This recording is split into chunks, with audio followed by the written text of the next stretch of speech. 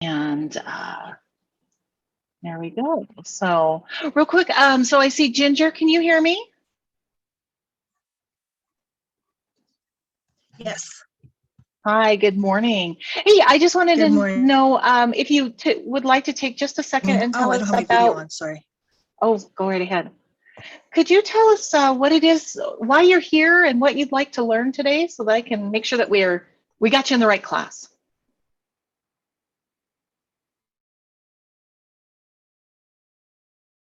Right. Well, I'm just starting a business. I'm actually writing a business plan right now, which is very, very hard and confusing. But one of the areas that I'm going to promote my business is on Instagram. So give me, I'm just learning. I don't know much about business and how to run one. So I'm just like, I think this would just be really good for me. Great, fantastic, thank you. What kind of business is it? More about Instagram and what I need to do. It's a health coaching business. Okay, fantastic. All right, great. So well, I'd be coaching. Yeah. Okay. Got it.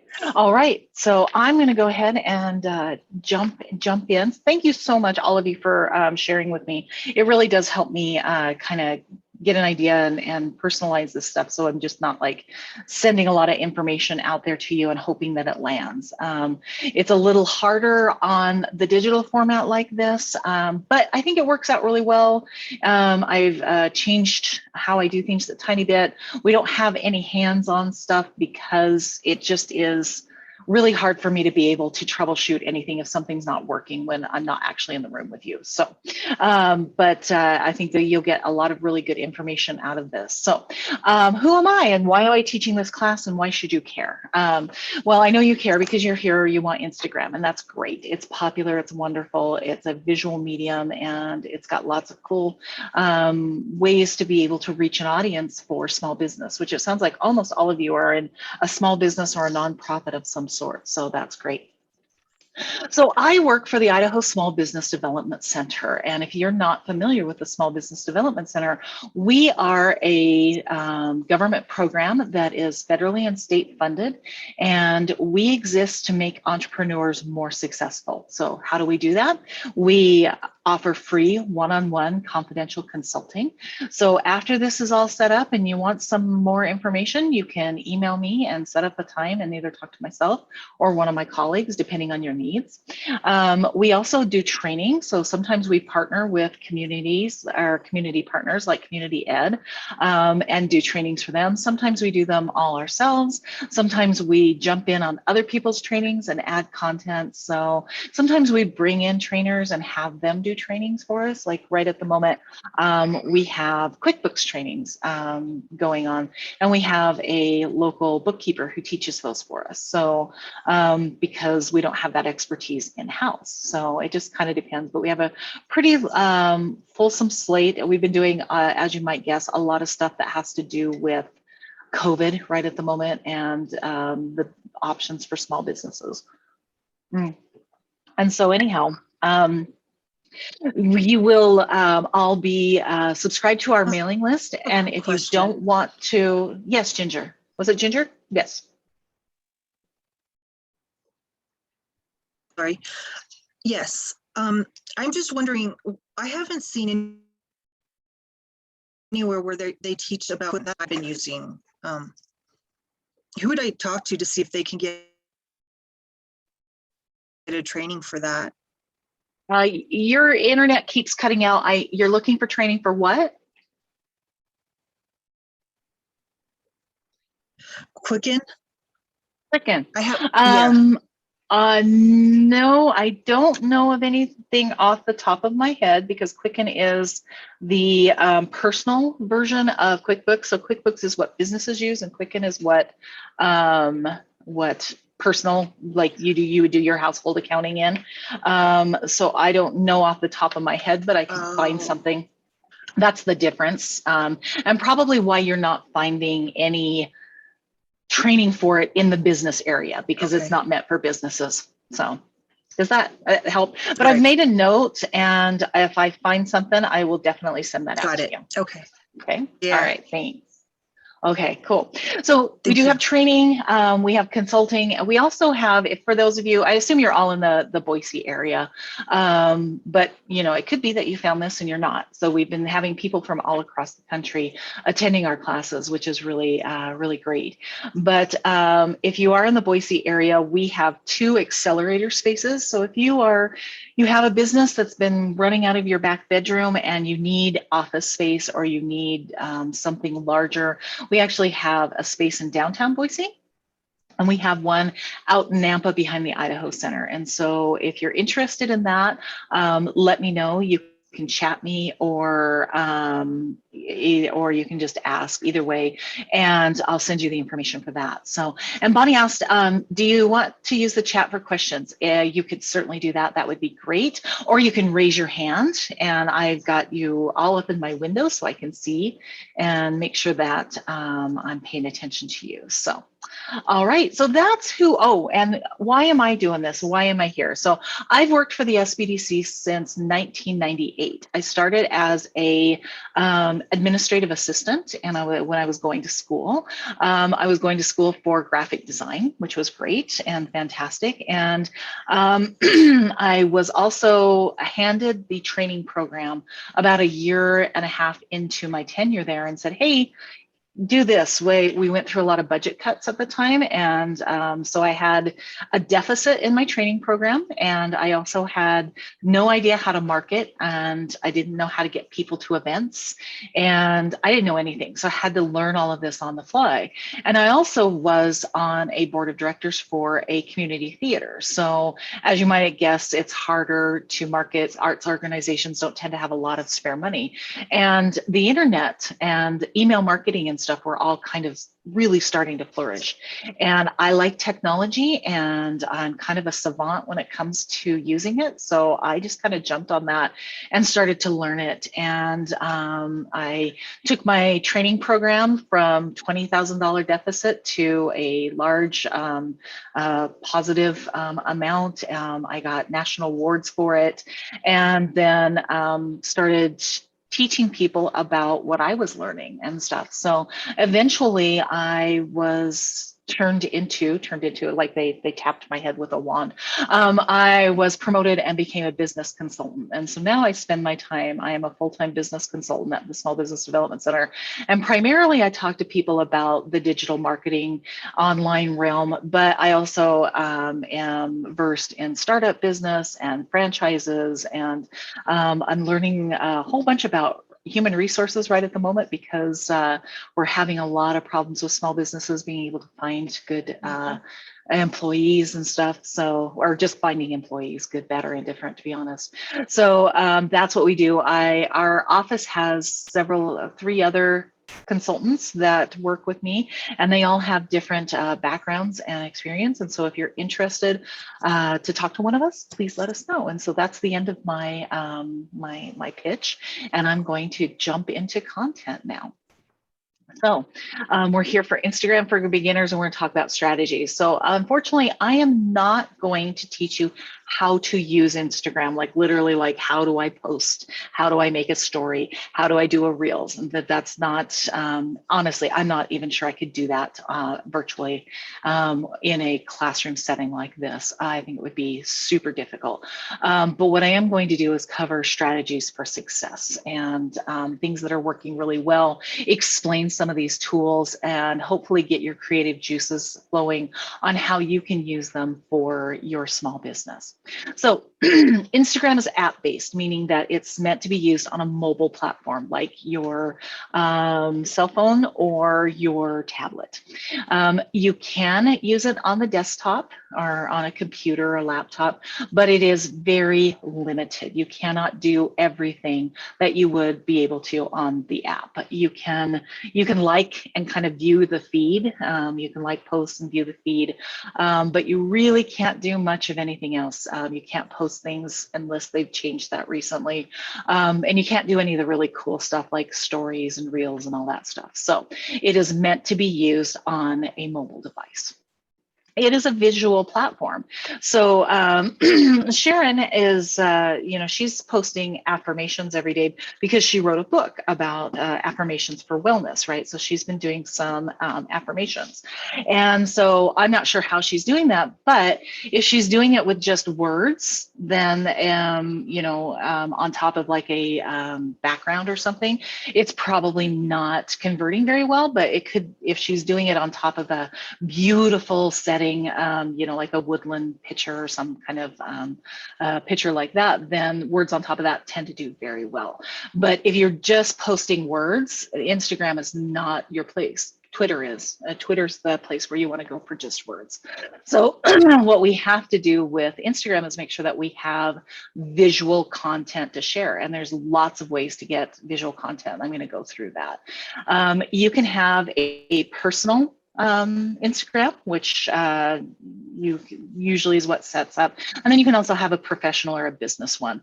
And you can have multiple. I've got like 5 or 6 Instagrams on my phone that I can just switch between. And so I will show you what this looks like right here. Is you can, I just did a little screen capture. You can see I just went through and tapped on my little icon down in the bottom right-hand corner of the screen, and it'll pop up all of the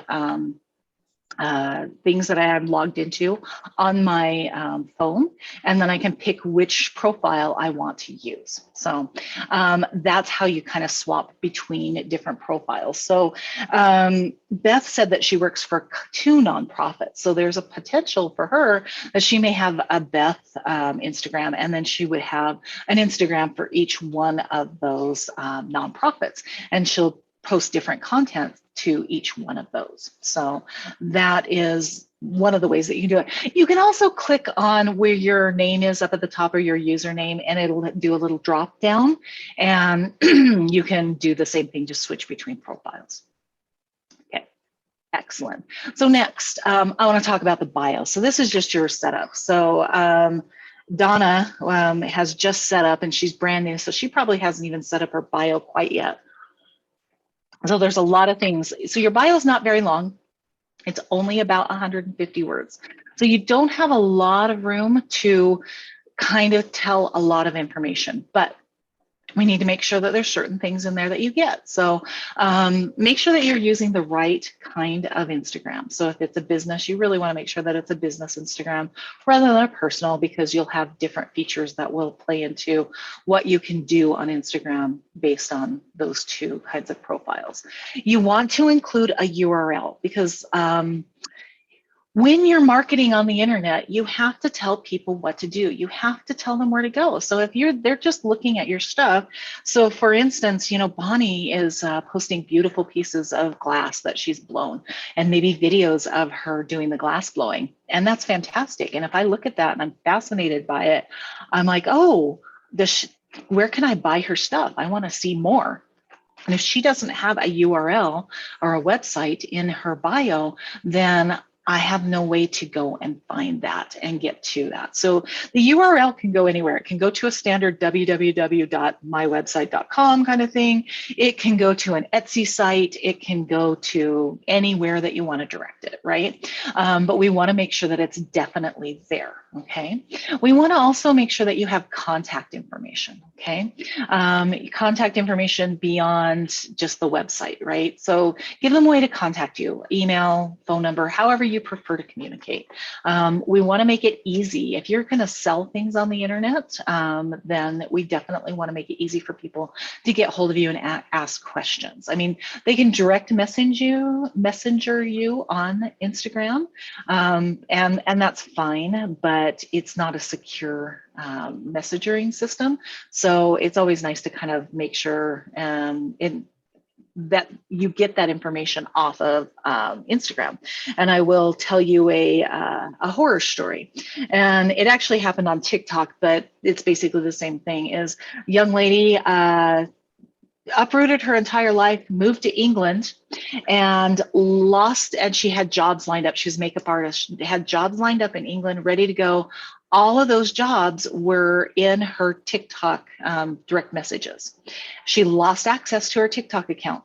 And so she had no backup for any of those jobs. So she was stuck in a foreign country with no way to access her information.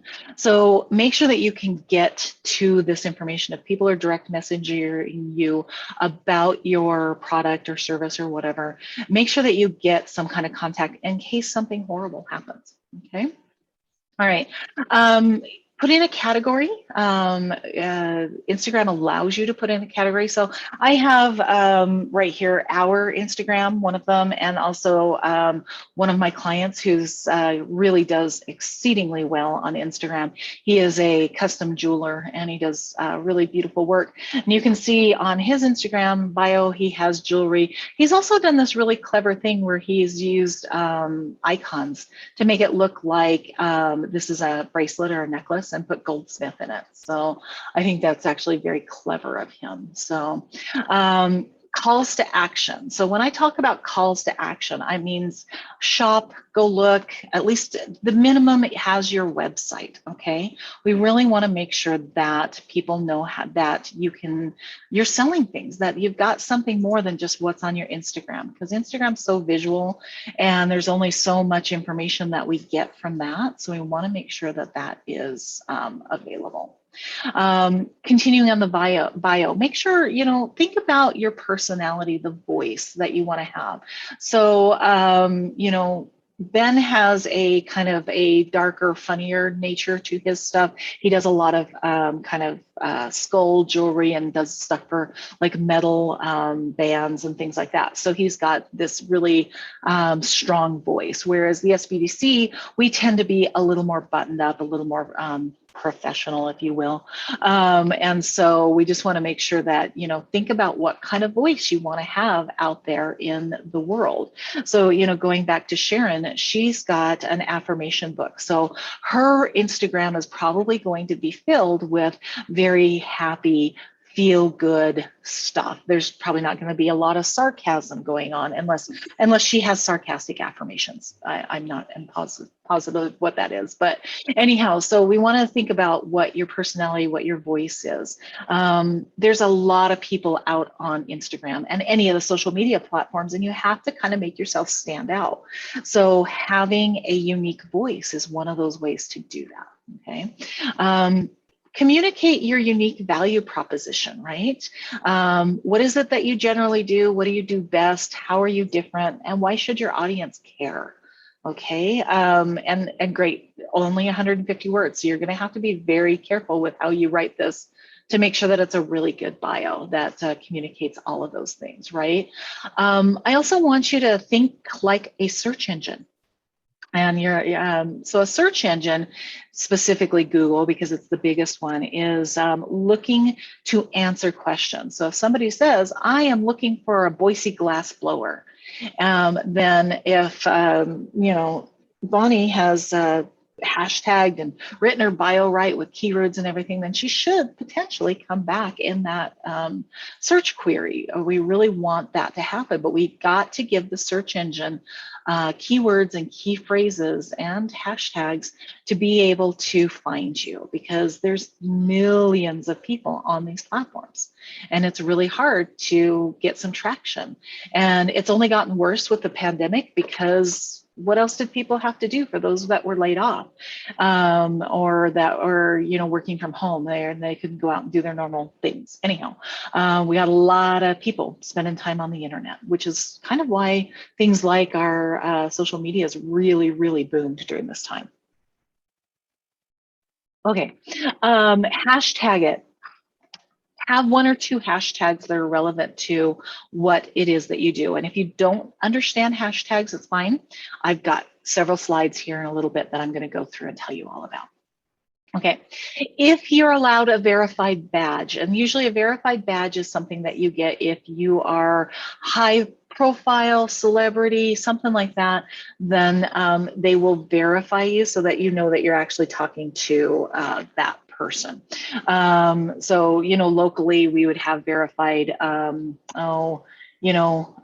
Johnson from KTVB. I don't know if any of you have seen the current Mark Johnson stuff on Twitter, but it's been pretty funny. You should look it up. Somebody posted his bio on Twitter with no nothing relevant about it. And so he just started trending, and people all over the world are just getting on the Mark Johnson train and saying really funny things. And so it's kind of, he went viral for kind of a stupid reason, but that's kind of the reason a lot of people go viral. So anyhow, so he would have a verified tag or a badge because there would be people out there that would be trying to make fake accounts to pretend to be him potentially. So that would be the reason you would have a verified badge. Okay. All right, onward. Post consistently, okay? It doesn't matter what the consistency is, but you know, if it's gonna be Monday, Wednesday, Friday, 9 a.m., cool, do it Monday, Wednesday, Friday, 9 a.m. That helps with the algorithm and whether or not the algorithm's going to show you in people's feeds. So if you don't know what the algorithm is the science and the coding that's behind Instagram and Facebook and every other social media platform that says, okay, we've got 1,000 things to show this person. How do we decide what to show them? And so they go, okay, we're going to be like, okay, well, they like dogs and they like art. So we're going to, okay, there's 200 posts that are about dogs and art and stuff. So they've interacted with those. So one of the ways to make sure that you show up in the algorithm is that you're posting consistently.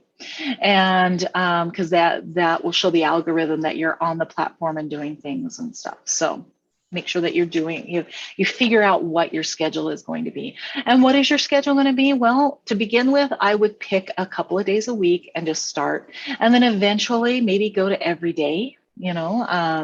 Studies have shown that if you post every day, you're going to be in better shape. But it's like exercise. We kind of have to start in little tiny bites before we get to the point where we can do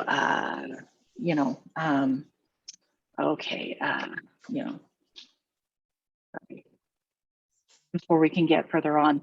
So okay. So how do you have a plan? So let's say we're talking about strategy. So what are you going to post? So I don't know, it's hard to tell. So, Sharon has already had some affirmations that she is posting, and she's doing that several times a day or several times a week or however that's working out. And so, I would suggest continuing. You might jump on something like, Manic Monday, Throwback Thursday, some of those things that are happening on the internet, those kinds of whatnot. So think about what your strategy is going to be. Also, what kind of content. Is it going to be an affirmation one day? Is it going to be a behind the scenes the next day? Are we going to do a story this day? So I would suggest sitting down and actually putting together a calendar and having a calendar that says, okay, on Mondays, I'm going to post this kind of content. And on Tuesdays, I'm going to post this kind of content. And that way you can also look ahead and say, oh, there's a holiday coming in. So I can kind of push things in and do that. Okay. So that's what I mean by posting consistently and having a plan. And if you're interested, I actually have a ton of scheduling calendars that help you kind of plan things out. And if you're interested, let me know and I can send those to you. So. All right, so Instagram has a feed. So when you go to your mobile device, the feed is there and you can just like scroll through and see the pictures and videos and whatever else people have posted. And you can read about whatever the descriptions are and that kind of stuff. So, but there's other things beyond the feed, and they are things like stories. So stories are a quick little item that just plays automatically. It's usually about 15 seconds, depending, and it just kind of rolls through. And when you get through the end of whoever's story, then the next story starts. And so we actually find that about lots and lots of people are using stories, even though they're only on your Instagram account for about 24 hours. So Reels are very similar to a TikTok video. So a TikTok video is a 60-second video that has music to it. And it's just kind of fun and silly, right? So Instagram has put in Reels. And so you can make little short form, very short form videos and put those up. They also have Instagram TV, which is long form videos. They can be up to 60 minutes long.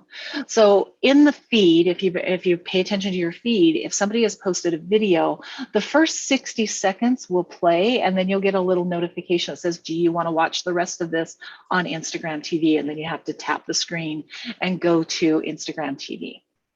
And it's all within the app. So, and then you get to watch that extra 60 seconds. So, or however long it is, right? There's also Instagram Live, where you can literally be like we're doing right now. Like I could have done this class on an Instagram Live. And there's also rooms where we can break people out, put them in rooms and stuff. And Instagram also has shopping pins and stuff. So I'm going to get into each one of those here in just a second. But you can see that there's so much more than just like I log on and I look at that scrolling feed. Okay, great. Any questions yet? Okay, great. Good. Okay. Next. All right, so I'm going to show you, so this is what a story looks like. So I'm just going to play the little video. So it just pops up, and so this is, and then the new one shows up, and then the next one comes in, and then they just kind of rotate through. So that's a story. And that was actually 4 or 5 stories, but so that kind of shows you what a story looks like, right? So a video, it has a little video icon, and you can click on the video and it'll play. So I'm going back to Ben's place, and I clicked on one of his videos, and it's actually a 20-second video of him melting down quarters and turning them into jewelry, or at least into metal that he's going to turn into jewelry. So I think that's really one way to use video, and it's right there in the feed, and video tends to do better. People really like to see that video and go through. So talking about stories. So I just found some data that says 500 million people interact with stories every single day. That's a whole lot of people. Now, stories are probably like, I watch them, but they're my least favorite thing to deal with when it comes to making them, because they only last for 24 hours and they take time. So if we look at this Kelsey Montague right here, she's got her picture, and then she put like this cute little tag on here. And if she wanted to, she could have put like little gift stickers that are animated gifts.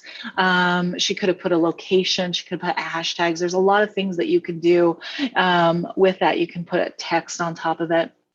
And so there's just a lot, and it takes time. And I found that like when I'm doing a story, it takes me anywhere from 15 to 30 minutes to make a story. And so that's why personally it's my least favorite, but I see the value in it. So that's why it's good to have that there. So what else? Oh, for those who have 10,000 or more followers, you can put a clickable link in your stories, which is really great. So Instagram only allows you to have one link, and that's in your bio, unless you go into your stories and you have 10,000 followers, and then you can have a swipe to click is what it's called, and swipe up, and it'll take you to a link. So if you were selling a specific item or featuring something, or I've seen celebrities in particular do things like they, they're promoting somebody else's stuff or something that they're selling or whatever, and it's they don't have to change the link in the bio. They can go in and do this in the stories. This is very, very useful that way. So welcome, Kathy. I see that you just got here. Welcome. And so we're just going to continue on your way. But just to let you know, we are taping this. So the little bit that you missed, you will get to watch later. So, okay. So Reels. So I mentioned Reels. And so I'm going to kind of play this little reel for you. It's kind of, like I said, it's like a TikTok video, if you're familiar with that at all. And you probably don't realize that you're familiar with it. So here's the music. Hopefully, can you hear the music? Yes. Thank you, appreciate that. So this person took the Jurassic Park music and they put their little lizard of whatever kind, and so this is what they did. And so they could have put little stickers and different things and stuff. So it is very short, very cute. And I'm like, oh, and it automatically, I'm like, oh, because they use the Jurassic Park music, I went, oh, this is a miniature dinosaur, okay, is what they're telling me, which I think is very clever, right? So let's see. So this should show us products, I hope. Oh, yep. So here we go. We were able to go to the products link. And so there was a little button, an icon that you can press while you're watching these videos, and it takes you straight to the products. And you'll see that the icon looks like this. And so you can see that what people are actually selling on Instagram. So that is a really great thing for most of you, because you're selling some kind of item.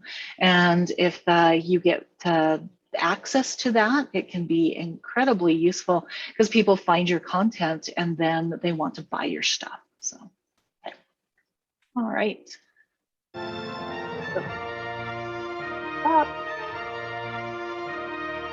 Okay, there we go. Sorry. Sometimes when you have tech, for some reason it activates, rather than advancing the slide, it just activates the videos that are embedded. So I mentioned Instagram TV, and the fact that if it's over a minute, it can go to Instagram TV. It can be up to 60 minutes for Instagram TV.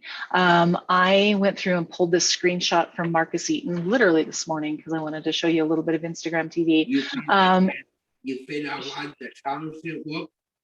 Okay, we're gonna mute that. So Instagram TV is, like I said, it's the longer form videos. And in this particular case, Marcus Eaton is a local musician, and he debuted a video. And this is the video, and you can go and watch it, and you can see right here that it's 4 minutes long. The debut actually happened on YouTube, but he promoted it on Instagram and let people know that they could go to Instagram or to YouTube and watch the premiere of the video and like it, and download the thing, add it to Spotify, all of that kind of stuff. So this is one way that people are using Instagram TV. So, okay. All right. Live video. Okay, so a lot of people seem to get really scared when I mention live video, and I get that, it's hard. I will say that I was a little wary of it myself, and I kept telling my clients that they needed to go and they needed to do video, and they'd be like, oh no, I can't be on camera, it's scary and I hate it. And I was like, yeah, you can do it. And then I realized, like, I was not liking being on video either. So last summer or spring, I started doing Instagram lives from my front yard, just so that I got very comfortable talking to my phone and with that medium. And so now I know. And then last fall, I started doing YouTube videos. Same reason. If I'm going to tell my clients what to do, then I feel like I have to, know what I'm putting them up to. So anyhow, so live videos are literally, it's a live video. You go on, it pops up and it's like, hi, I'm live. You can respond in real time. Somebody can put a comment in the chat, just like kind of like what we're doing right now. And they can interact right there. Live video also allows you to like bring on guests.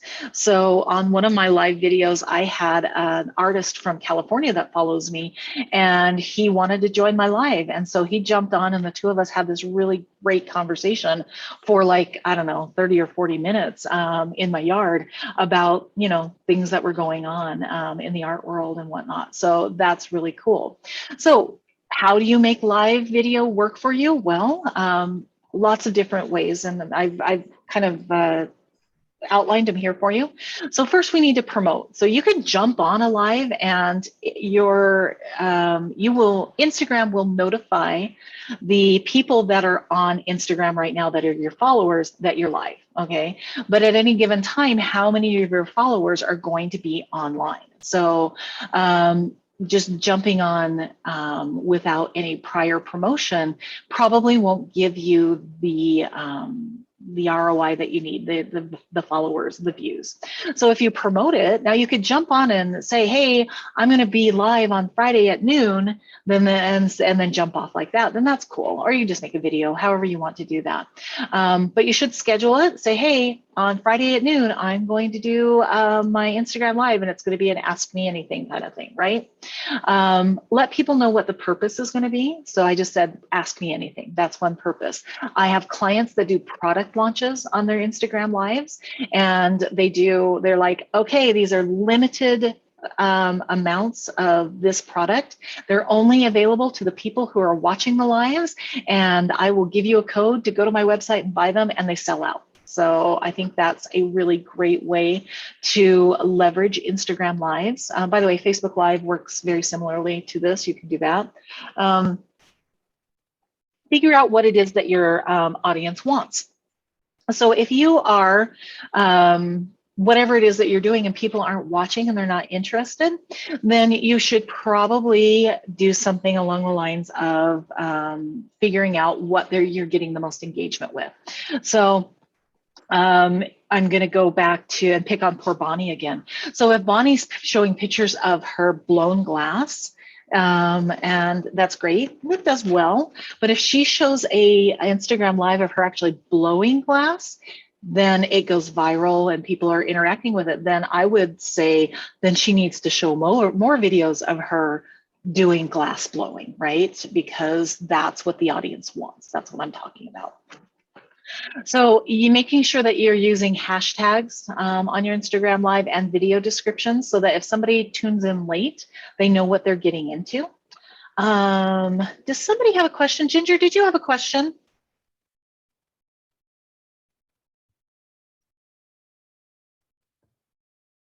Yeah, it goes back to the music.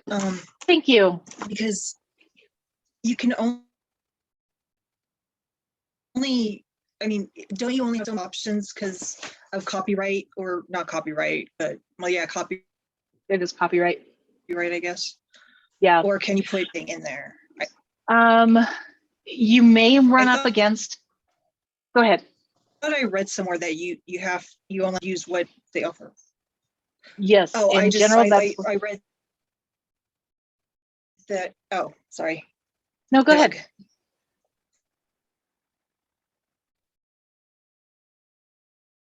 No, I'm good. Go ahead. Oh, okay. So yeah, in general, yes, what we are seeing is they really want it on what's on licensed in their library and what's there. But it seems to be loosening up depending on the platform. And so you probably on Instagram have to use what is in there. Otherwise, they'll potentially mute your video if you try to use some other kind of video that's not part of their library. So they will mute it. I anticipate that that's going to kind of slow up because of what's going on over on TikTok, which it's just amazing to me what they've got like every song possible, and then people are putting other things in there, and I'm not seeing anybody getting taken down for having the violations of using somebody else's content. So, and maybe they're going to fix that too as they get going. I don't know, but yeah, you're limited to what's already in the library, so you can't just use whatever you want, unfortunately. So, okay, cool. Any other questions while I'm kind of stopped here? Okay. Thanks. Thanks for raising your hand. I just realized I saw a hand and I'm like, oh, I should. Actually, will we pay? Oh, shit, sorry. What was that?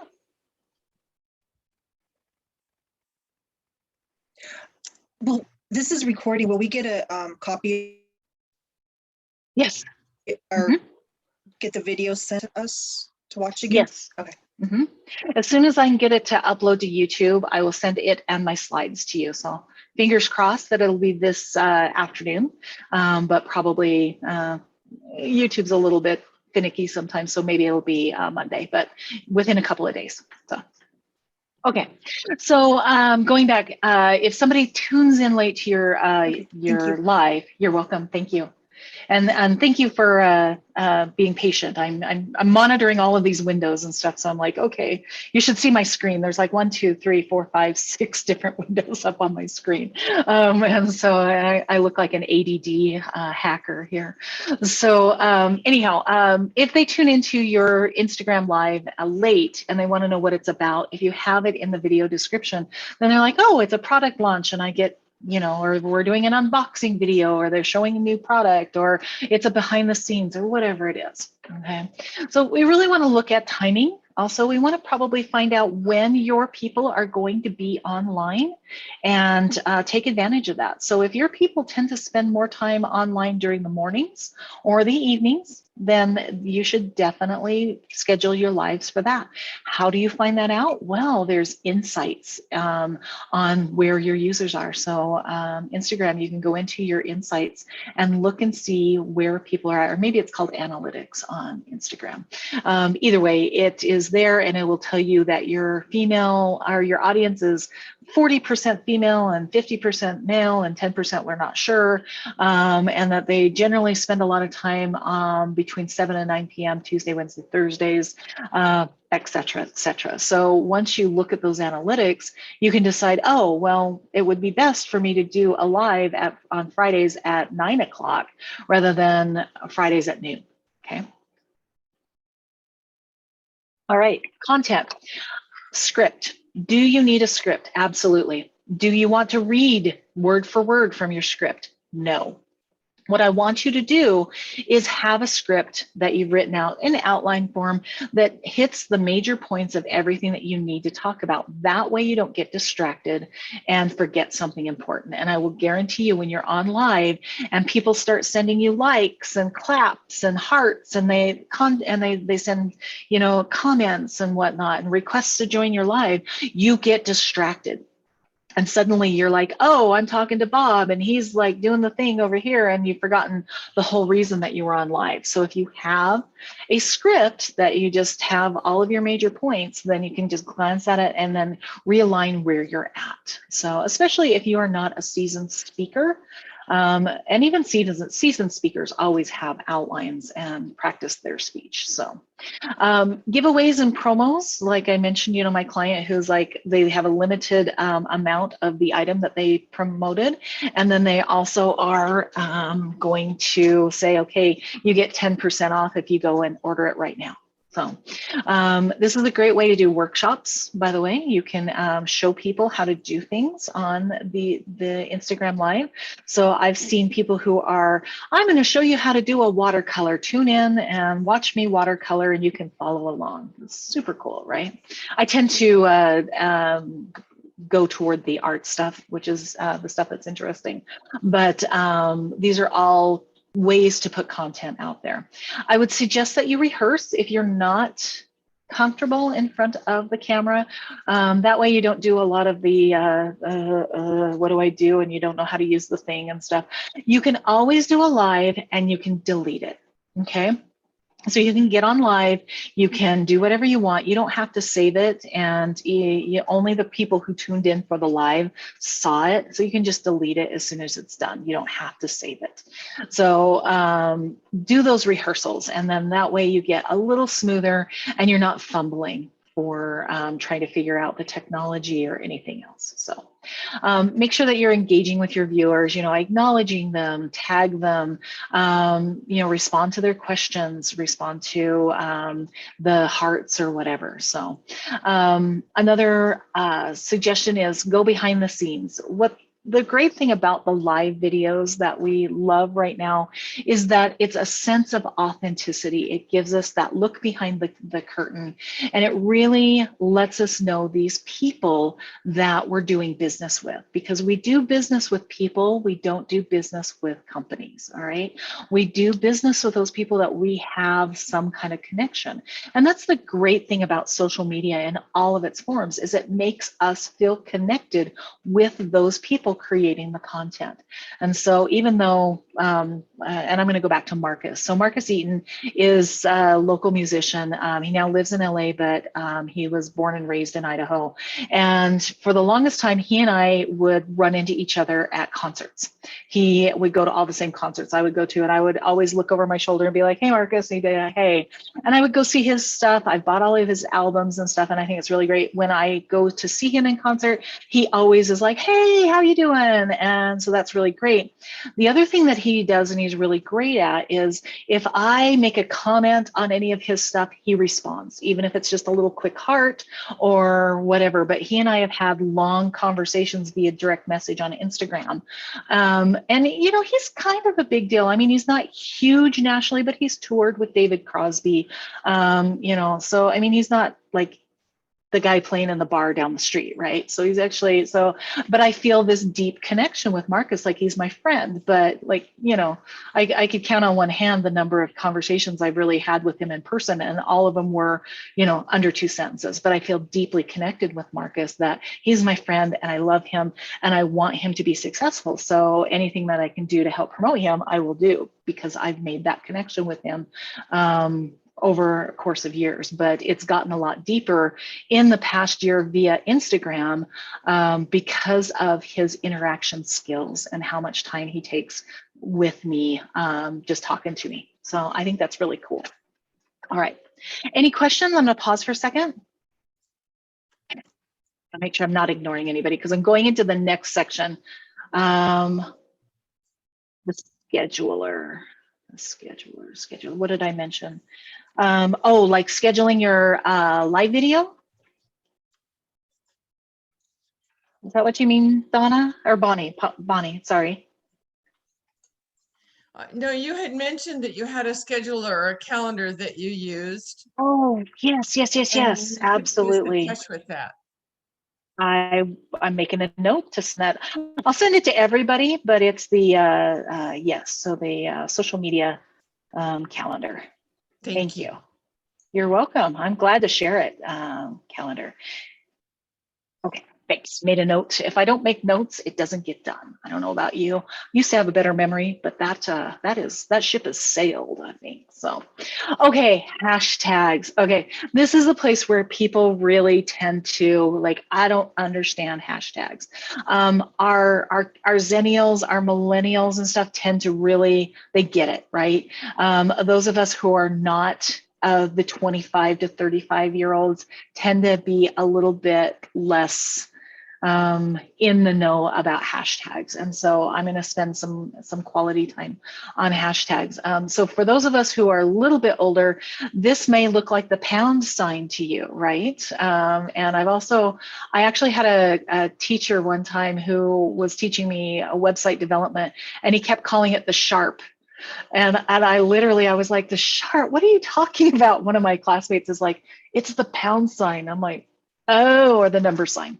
So it's been many different things. It's now the hashtag sign, right? And so what are hashtags? Hashtags are a way to organize information on the internet. Okay, so back before, the internet, we had the ABCDEFG, right? And that worked pretty well by and large, right? But now we are literally generating terabytes of information a day.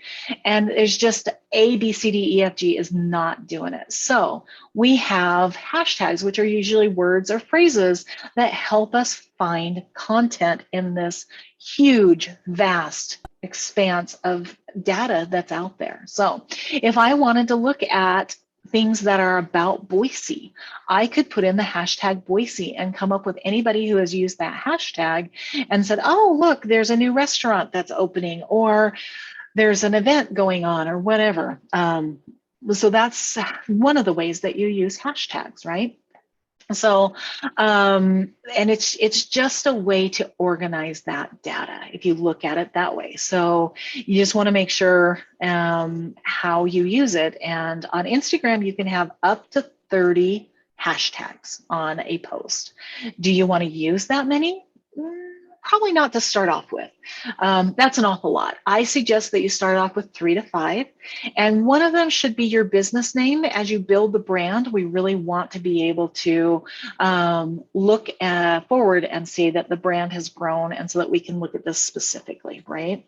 But other things like if you are, so I'm going to go back to Bonnie. So Bonnie would be a Boise glass blower. That would be a hashtag, and it's all together with no spaces. Boise glass blower, or Boise glass art could be another one, right? She could use glass blowing, but that would be all over the United States and all over the world. So it might get lost on how the usage of it. So how do you decide what hashtags you want to use? Well, my sweet spot for small businesses is if you look at the ones that I've put up, our top 10, like love has 1.22 billion uses. You're never going to be shown on the love, right? It's too many. So we really need to think about, okay, where do we get a hashtag that's got enough use, but not too much use? And I like between 200,000 occurrences and 1 million-ish.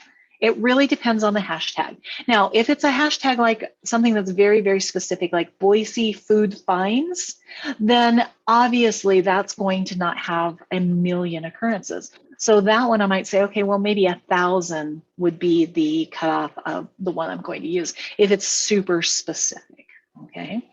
Does that make sense? Am I explaining that well to you? I want to make sure that you understand before I continue. Nobody's saying anything, so I'm going to continue, but okay, great. All right, so when you come up with hashtags, you have to be creative. The great thing is Instagram, when you go to put them in, you put in the hashtag and you start typing, for instance, Boise food finds, it'll start listing all of the hashtags that have that kind of beginning. So if you put in Boise food, and sometimes it'll say Boise food restaurants or Boise food, whatever it would be, then you'll have several of them that you can choose from. So let's go through and do some searching. I would suggest that you use the Notes app in your phone and keep a list of all of the hashtags that you're using, because eventually it's going to fall out of your head and you won't remember the ones. And that way, if you stumble upon a really good one when you're posting, and then, you know, a week later, you're like, oh, what was that one that I really liked? You can't remember. You don't have to go back through your post and figure it out. Keep yourself a hashtag library, and it can be, you know, more than 30, right? Because you're not going to use them on every single post, but, you know, and it can be different ones. So I'm going to go back to, so Jody I haven't talked about her with the Boys and Girls Clubs. So they have different programs. So she would have different hashtags for the different programs. And so, you know, she could arrange them that way. So there would be general hashtags that would work for the entire Boys and Girls Club, but then there would be the writing programs and the art programs and the athletic programs and all the other things that they do, right? I hope I am not wrong about the things that you do. I'm having a vague notion. You did mention like after school care. And so that would be another one. So make yourself a hashtag library for each one of these services or goods that you do. That way, it's just going to make it easier for you. And it's not going to be such a chore to, thank you for the thumbs up, Jody. I appreciate that. And that way, it's not such a chore to try to remember, because when social media or anything becomes a chore, we tend not to do it. So if we can make it as easy as possible, then of course, we really want to make sure that we get through all of that. Okay, so anyway, be creative, try not to be boring. So how do you do that? Well, this is where you go back to kind of paying attention to the platform, getting in there, watching other people. Go look at your competitors or other people and look at how they're using hashtags, and go, oh, okay, I see, that's really cool, right? Capitalize on trending and popular conversations where possible. So we all remember the Bernie meme that happened a few months ago, right? So fun for about 5 days, right? And it was huge. And now it's dead. Like if you do it now, everybody just rolls their eyes and scrolls on by. But if you had gotten in during those 5 days, it was beauty, right? So I saw businesses like cake makers that were making Bernie cakes, and they were the Bernie Mittens cakes, and artists who were painting Bernie Mittens. And it was just great, right? For that crazy 5 days or so that it was. So, but be careful, because this is also a place where you can misstep. And I will give you an example of a horrible misstep. When Carrie Fisher passed away, Cinnabon posted a picture that they had drawn of Carrie Fisher as Princess Leia with Cinnabons as her hair. And so they were promoting their food, but mourning her loss. And it was just so uncomfortable and icky. And it just made me feel like I hated them a lot. And so they capitalized on the death of a celebrity, and it just was really yuck. So be careful with trending and popular conversations and how you use them. So how many hashtags? I would suggest, as you're starting out, at least 3. And then obviously you can go up to 30 if you're so inclined, if you've got that many. I tend to go between 5 and 10 after just because it's easier. Okay, now I'm going to show you an example of one of my favorite things. I think it's so funny. So Station 57 is a fire department in New York, and they had a Station 57 cat, right? And that cat, unfortunately, they made an Instagram for it, and people loved it and everything. And then the cat passed away. So now they've got a couple, well, actually before, they have a couple of kind of strays that they're trying to lure in. And so I want you to see, so they're talking about Shy Guy. So this is the Shy Guy. We've cited him. We're like, ooh, maybe he'll come see us again. So they've used this hashtag, come back, okay? So they're using hashtags to talk and to us. Nobody's going to search for the hashtag comeback. That's not going to help you get new clients. It's not really helping organize, but it's a very clever way to continue to talk about what your content is. We have snacks. Bring the other one with you, right? I think that's so cute, right? The only problem that they had is warmer weather equals more Shy Guy. So they didn't realize that the equals cannot be, those symbols cannot be part of a hashtag. So, but I think this is such a clever use of hashtags, is being able to use it as another form of language and communication. Okay, great. So hashtags, there's so much more we can talk about, but I got so much more to tell you, and we only have a half an hour left. So, okay, so I want to talk to you about user-generated content. I want to go back just one quick thing. So hashtags are how you get new followers, right? Because people follow specific hashtags. And so if I'm so inclined, I look at, in this particular case, the hashtag what lifts you. And I follow that hashtag, and every time that hashtag is used, it shows up in my feed. So this is one of the ways, for those of you who are having a hard time getting followers or not getting any views on your content, is I would about 99% bet that you're not using hashtags, or you're not using the right hashtags. And so that's how you build your audience. And so that's why it's so important, why I spent so much time talking about hashtags. And so I'm going to give you a couple of examples of how this is working. So Kelsey Montague is an artist out of Nashville, Tennessee. She does mural art. And she started doing these wing portraits on buildings that you could go up and stand up against and take your picture via Instagram, right? And it looked like you have wings. And she painted what lifts you on the actual mural, so that people, when they posted it on their Instagram, would use that hashtag, and it would automatically, the users were promoting her art and showing it to all of their people, right?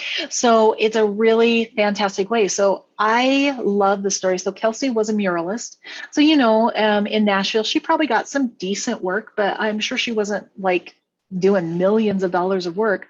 What I've been watching with her is she has gone global. She's gone to Australia to paint murals because people have found her work. She has an app that you can download, and you can put wings on your pictures in the app. I mean, it's so inspired. I think she's amazing.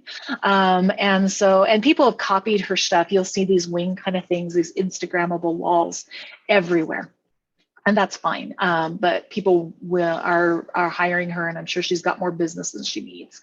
Then GoPro. I thought this was also very clever. A couple years ago, probably a couple years ago. GoPro, we all know it's a little camera you put on your head or on your chest or whatever. And they said, hey, we're going to do the $1 million challenge. Well, what did that mean? Well, it said, hey, take your GoPro and do the thing that you were going to do anyhow, right? Which was go climb a mountain or do something. Take the video and send it to us. And then if we use it in our marketing, because they made a marketing video out of all the GoPros that were submitted, and then they gave a portion of the $1 million to everybody who contributed. So I don't know how much everybody got, but if they used 1,000 videos in that marketing video, then each one of those contributors got a chunk of that $1 million. They could have gone out. GoPro's a huge business. They could have gone out and did all of this stuff. They could have hired a video crew to go out and climb mountains and go diving and do all of this stuff.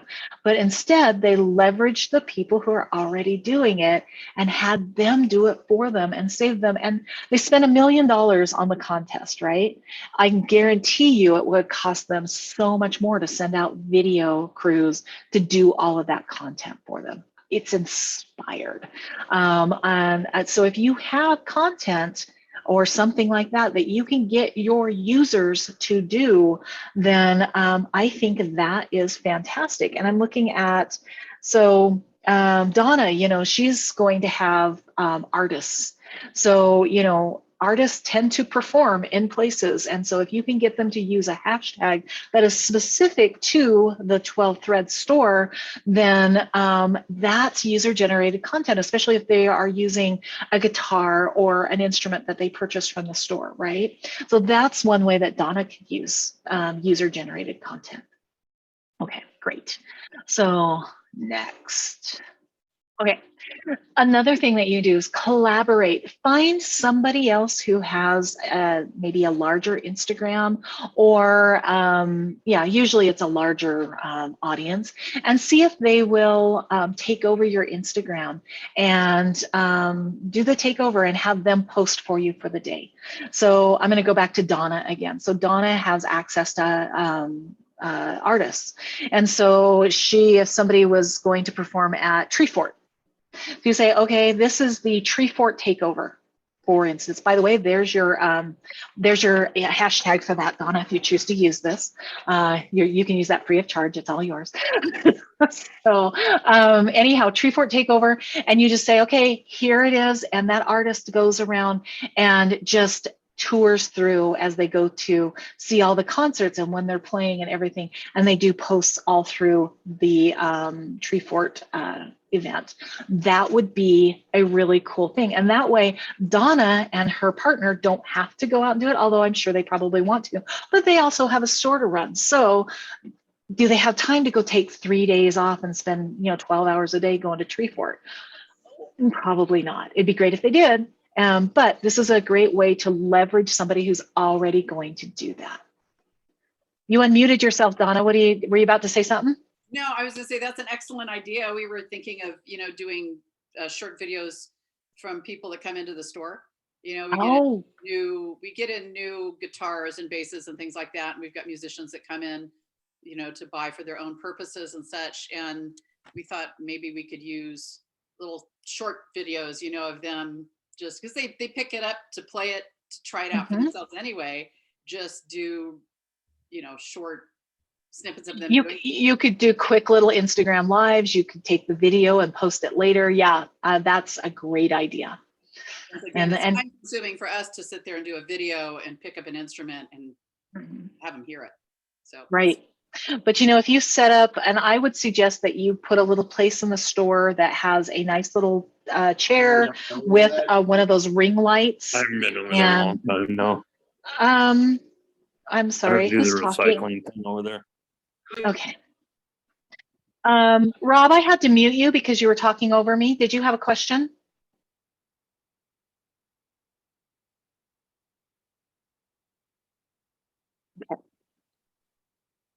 So I'm going to go back to you, Donna. So I would suggest setting up a spot in the store that has good lighting. And even if you have like a phone or a phone holder that you can just put there so that you've got it all set up so you don't have to deal with that all the time.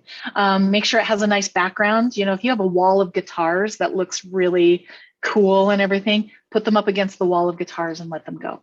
Perfect. So cool. Sharon, you unmuted yourself. Did you have a question? No, I didn't mean to unmute.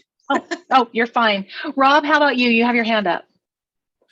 So I just wondered about the, sorry, my mute was on. So when I went to say my question, you couldn't hear me. I was wondering about, so if you do like if I have videos on my Instagram and then, is a way of being found doing hashtagging, or Yes, absolutely. is that okay? So that's kind of how you're found. That's the only way you're found on that's the Instagram only is if you're using hashtags. Okay. All right, great. And then Okay, you gain great. users from that. Yeah. Yes. That's how they Okay, follow you. They go, perfect. oh, this is kind of cool. Right. And then they're like looking at your video or whatever. Okay, great. Okay. All right, awesome. Thank you. All right. Thanks. All right. So that's some of collaboration. So next on our hit parade, we've got 20 minutes. Okay. So give the audience what they want. Okay. So this is one of the Kardashians. I have no clue which one. And she posted this picture that's on the far right. And she did this cute little whatever it is. And this woman made a parody of this just for giggles, right? So you can see it's not staged as the Kardashian is, but it's very funny, right? So this woman got so popular on Instagram that's all her Instagram is, because she's giving the audience what they wanted. I don't know what she was posting before, honestly. So, but this is what she's posting now. And I think it's very hilarious and very funny. So pay attention to what's working with your audience and give them more of that. And if something's not working and you've hashtagged it and you've done all the things that you need to do, then maybe it's time to pivot and do some different kinds of content. All right, I mentioned analytics. So I'm going to show you a little video of how you go to your analytics. And so you go up here to this little three lines right there. And when you touch those, you'll get a little video, theoretically. It comes up and it says insights. And then you can see all of your insights and you can kind of scroll down and see what's going on. And it'll tell you things about what the gender is and, when they're online and all of those kinds of things, their age groups and stuff. So this is what I was telling you about when to schedule your lives, and that's where you would find that information. So, okay, cool. I mentioned that one of the greatest things why I feel so connected to Marcus Eaton is because he's always so on top of, he always is like, thank you, or gives me little hearts and everything. So this is where you can pay attention to that. So you want to acknowledge your fans and your followers. So acknowledge their comments, their interactions, their mentions. And so you can actually turn on your notifications so that you get those notifications from those fans, or that you've gotten something, so that it pops up on your phone. And that way you can go in and do that. So I would highly suggest that you go through and turn on your notifications and make sure that you're answering questions, or just, like I said, just a quick little heart, whatever it is that you're needing to do. Okay. All right. Next,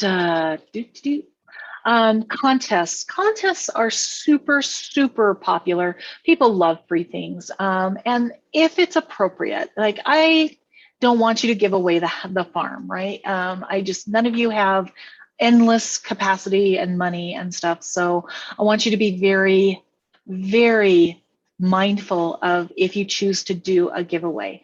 I would suggest doing something like, I had a friend who wanted me to make him a logo. And so I did. And then just because it was fun and cool, I made this really cute little keyring from Sticker Mule, and I sent them to him just because I wanted to. That would be a really cool giveaway. Stickers, little keychains, those kinds of things, t-shirts, those are standard, right? You can also give away promos, those kinds of things, but be mindful of it. But it is a great way to get people to follow you. But I will, like I said, being mindful is, are they the right people to follow you? If they're just there to get free stuff, are they the audience that you really want? So you be very careful when you're doing this kind of stuff. Okay. We want to show the impact of your work, right? So you're doing things. And for us, we're helping small businesses. So, we like to post things about, businesses who've started, businesses who are in the news. So those kinds of things. And so we try to post about our clients that way. So, if we had more customer testimonials, we would put those testimonials there. We put our success stories if somebody gives you a good review, case studies if you're having a grand opening, that kind of thing. So it's entirely up to you. So thank you, Jody. If you've already left, sorry, but thank you so much. She had to leave, so thank you. So we want to make sure that, the proof is in the pudding, and that you can make sure that people know that what you're doing is doing a good job. Okay. All right. Okay, so if you're posting on multiple platforms and you're posting the same content on multiple platforms, you want to make sure that you're doing it in the right proportions. So on Instagram, our proportions are square. And on Facebook, it's a rectangle, right?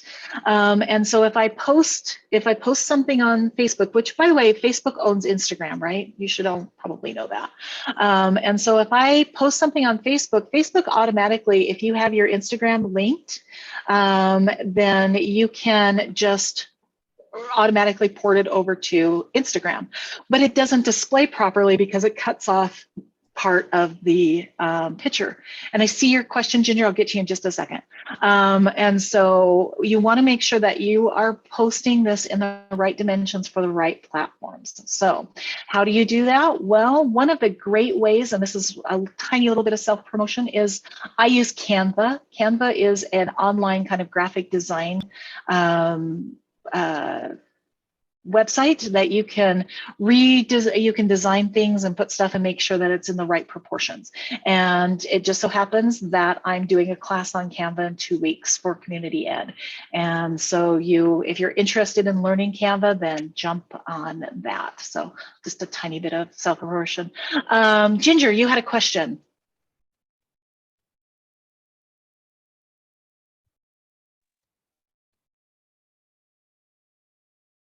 Yeah, I'm sorry, I'm jumping back again. But how did you get to the analytics? Because So when you're looking I at your didn't understand that. Just how to get to it. You click on the 3 horizontal lines in the upper right-hand corner of your screen.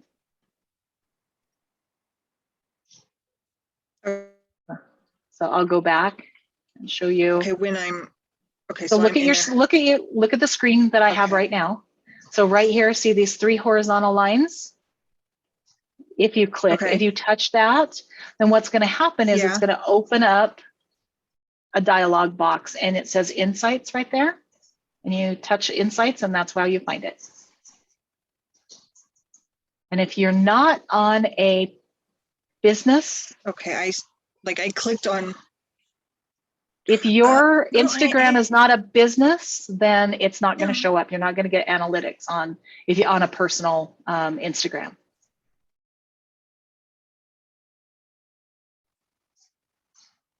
Okay, does that make sense? Okay. Yeah. Thank you. Okay, you're welcome. Thank you for good question. So make sure that if you're posting on multiple platforms, that the content's also relevant. So just because you posted on one doesn't necessarily mean that it's going to be relevant to the other one, but make sure that it's done correctly. So, all right. Trending conversations. I mentioned, before, jumping on those trending conversations for hashtags. Holidays are always great. Special events that are coming up, like Tree Fort, Black History Month, those kinds of things, current events, seasons. anything can be a trending conversation. So you want to be paying attention to what's going on out in the world and jump on that if it's relevant and it's a good use of the time. So. Okay, drive traffic. So I already mentioned that you need to have your website in your bio. So we want people to go to your website. Why? Because your website is the place that you can control how people are seeing your stuff. You can actually get them to your website. So Sharon has a book, right? So she's doing affirmations on Instagram. And so she wants people to read her book. Ultimately, she wants them to buy her book. So if they follow her on Instagram and they like her affirmations, then they go to her website, and on her website, it says buy now. Then they click on the buy now and it takes them to whatever shopping experience that they have. They can buy her book from her website, right? So that is the funnel that we get to drive traffic to be able to have the conversion and sell that book. So that is how that would work, right? So we need to make sure that people can get there. So we put the bio in, or the link in your bio. And then when they get to your website, if you're on your website, we want to make sure that there's the, how to contact you, your social media platforms. If you have printed materials, make sure that all of your social medias and your website and stuff are on your printed materials. We don't want to make people hunt for you. So the problem is that people are lazy and they have ADD on the internet. Okay. And we just don't have any time to dig. And so you have to make it really obvious. So make sure that you give them the information that they need. Okay. All right. Next. Okay. So a lot of you have some local stuff. So the guitar store, the Boys and Girls Club specifically have a very local audience, right? And so making sure that you pay attention to your local tags, the geolocations. And so you can go into the search on your mobile device in Instagram, and it'll come up with a search bar. It looks just like this. And you can search for things. You can search for people, you can search for hashtags, or you can search for locations.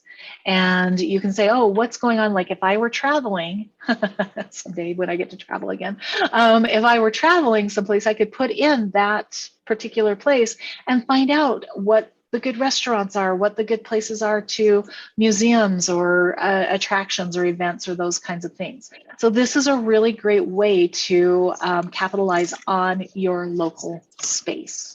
Okay.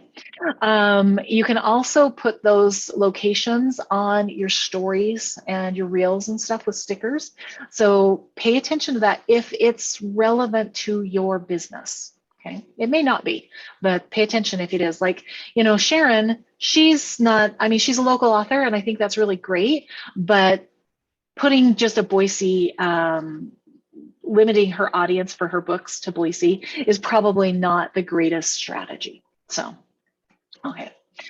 All right, next, what are your competitors doing? You should 100% be paying attention to what your competitors are doing, both in the local market and the national market.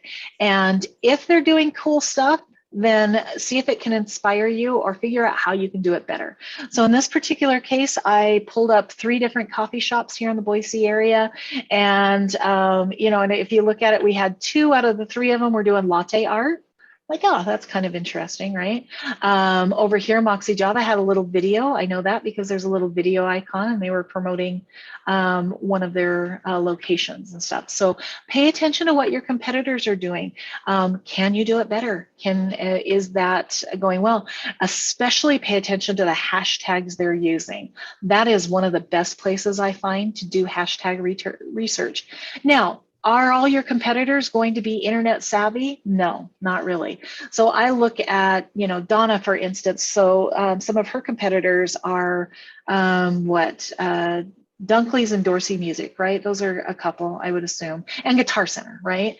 So Guitar Center probably has a pretty robust social media because they're a national brand. We're selling more nationally now than Oh. in the store. Oh, This is where using social media has become kind of an interest to me because it's both. We have a local clientele, but realizing that we can ship to anywhere. People are that's starting so cool. to come to our site and buying from all over stuff that they don't buy here. So we're like, Mhm. wow. It was like, oh, Christmas. Mhm. That's fantastic. And it's so great that you realize that, because one of the many things that COVID has done for us has expanded our horizons as far as that goes. And so many of my clients who really thought they were just local went, oh, I could be national. And I think that's pretty amazing. So yeah, so pay attention. I don't know what the local music stores are doing, Dunkley and Dorsey. But if they're not doing anything, then you've got you're one step ahead of them. So I think that's great. And just kind of pay attention to that kind of stuff. So okay. The Yes. hashtag, because we want to be inclusive of Boise, so people come to Boise or they're already here.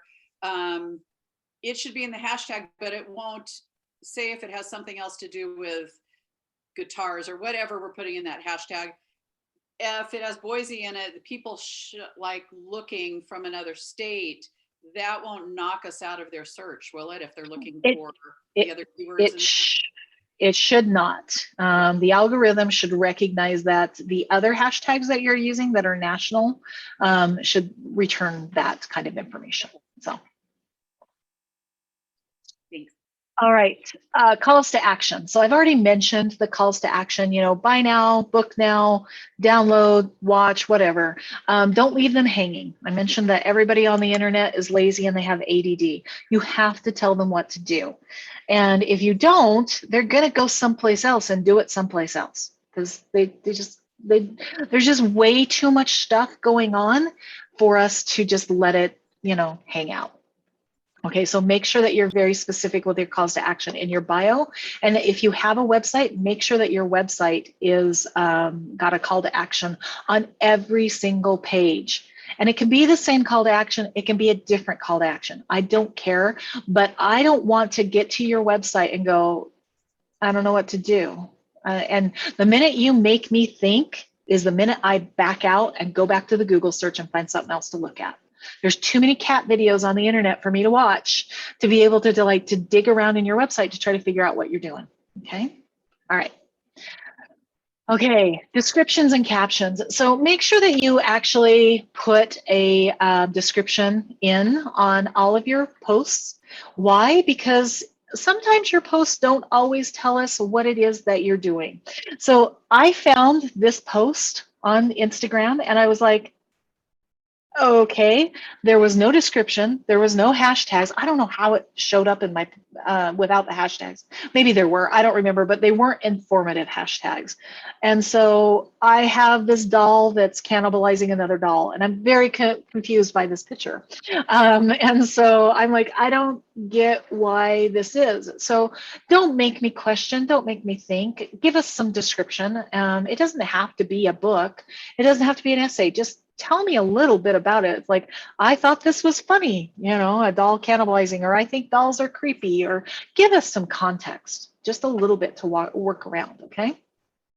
All right, influencers. I'm sure you've all heard of an influencer. So what is an influencer?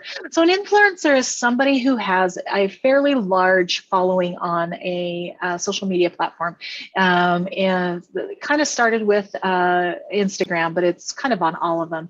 And so they're people who have such a large platform that people listen to them when they say, so they've got 1 million or 5 million followers. And so if they were to mention you as a small business, then their followers would potentially go and look at your stuff and follow you. So that's who they are and why they could be useful. So, Sharon with her book might want to be talking to, like the National Library Association or, the Association of Independent Bookstores, something like that, like somebody who has like a huge national following. And if they mention you specifically, then their followers may go to your stuff, right? So that's why you'd want to engage with them. How do you engage with them? Well, tagging them in your content works. Sometimes what I would do is stalk them first. Figure out who it is and figure out what other people are doing and seek. So tagging them sometimes is the way to go. Sometimes direct messaging them and saying, hey, I've written a book and it's this, and I was wondering if maybe I could be on a podcast or we could talk or do some kind of mutually beneficial thing. Can I take over your Instagram for the day? Is there something that we can do to give them a benefit for them promoting who you are? And some will just do it out of the goodness of their heart because they think you're cool and fun. But sometimes you have to give them. And the influencers are paid. A lot of them are. So the big ones. But sometimes you can find micro influencers. So for instance, Sharon, one of your micro influencers would be, oh, I don't know, Rediscovered Books here in Boise, right? Or Howell's Books up in Portland. They're still in business, right? They stayed in business, right? Anyway, doesn't matter. Anyhow, so, you know, those independent bookstores would be a really great thing. Donna, you know, somebody like Marcus Eaton, who might use one of your guitars, would be an influencer that would be like, I got my thing from, you know, 12 Thread Music in Boise. That would be so great because all of his followers would follow to your business. So that's the kind of thing. And other things that happen, how do they do that? Is sometimes the small businesses send the influencers free things. So Sharon, you might send a book, or Donna might send, you know, some pick, or I'm not suggesting that she send guitars because that's kind of expensive, but that's how this happens. And so that's what influencers are. You don't have to use them, but they can be very useful if you can find the right ones in your category. So anyhow, that's enough about that. Okay, that is the end of my information that I have for you. Not that I don't have more, but it's the end of my time. It's 11:28. We have a couple minutes. If you want to continue the conversation, please reach out. I'm happy to talk to you more about your Instagram, your Facebook, your YouTube, your TikTok, your website, any of these things. Or if you're like, I just need to know how to start a business in Idaho, and you need to know what licenses you need and how to pay taxes and whether or not you need insurance, we can help you with all of that as well. So please, by all means, reach out. The other thing I want to do is I would love, and I should have asked this earlier, is I would love if you want people from this group to follow your Instagram, pop it in the chat, pop your Instagram handle in the chat. And that way we can all go and follow you on Instagram. And that way, that's one way of getting some followers. So I have a couple minutes. Go ahead and unmute yourself. If you've got some questions that I didn't answer or I didn't explain very well, by all means, please let me answer those for you and get you your money's worth.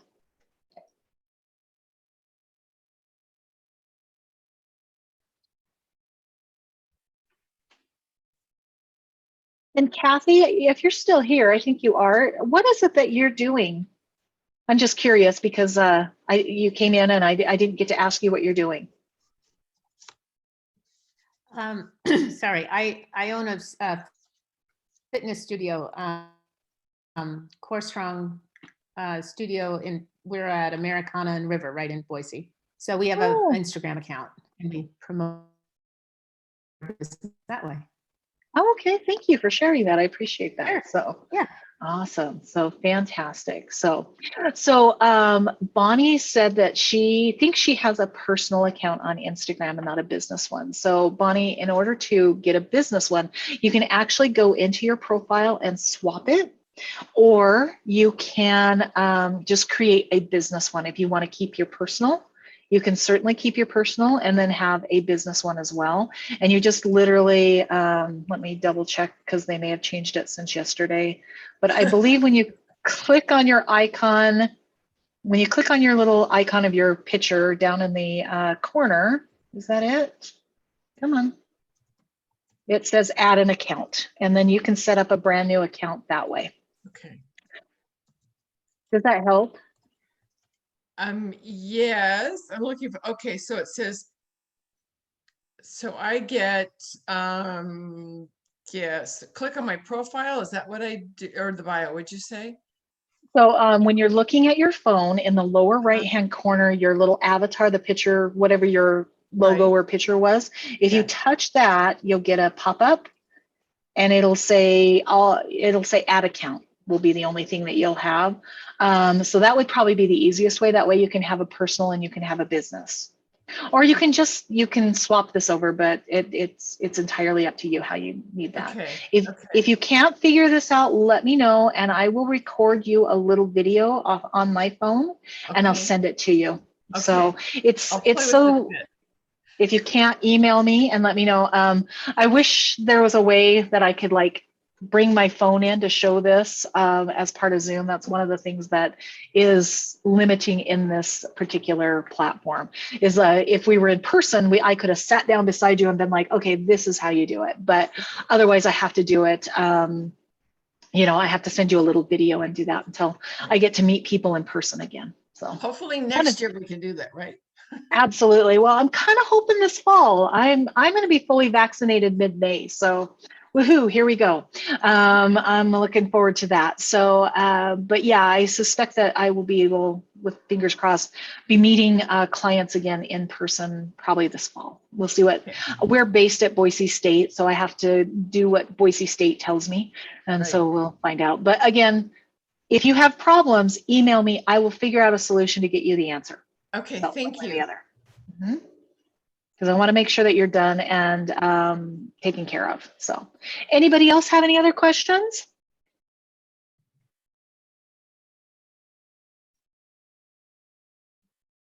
No? Okay. Stop the share, take my big old face off of there and put my big old face up on a different spot. Oh, by the way, when Jody left, she said hashtag very informative. That's so clever of her. I hope she comes back and watches the rest of the video. So, because that was very smart. That was an excellent use of hashtags to communicate something extra. So I thought that was very fun. Okay, nothing else? Going once? Going twice? Okay. So I'm going to go ahead and stop our recording.